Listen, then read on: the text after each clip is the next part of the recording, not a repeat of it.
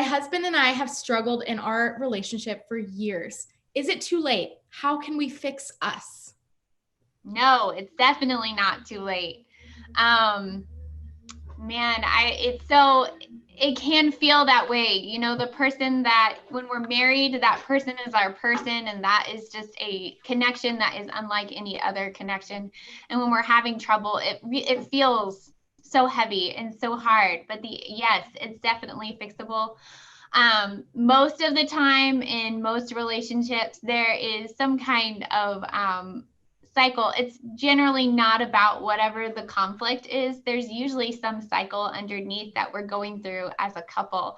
And it's usually just a cycle of feelings and responses that we're just triggering each other over and over. And when we can identify that cycle and then build some skills on how to address the way that we feel for ourselves, and then communicate the way that we feel and what we're needing in a healthy way to our spouse.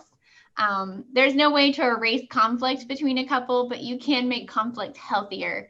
And those are kind of the steps to do it. And working with a counselor that can help you with those steps, and then using those steps in therapy to kind of walk through the conflicts can create healing. Right. So what could a couple expect in counseling? What does marriage counseling look like?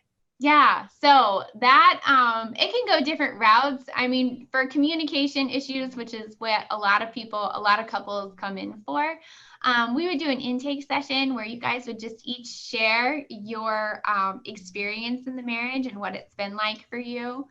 And then we would develop some goals. And then from there, we would use those skills. It would be teaching you those skills, and then kind of using those skills to accomplish your goals. I always tell my couples, not one of you is the client. The marriage is the client. So what each of you says is important. We're not trying to find a bad guy or a culprit. The marriage is the client, and just making that client healthy.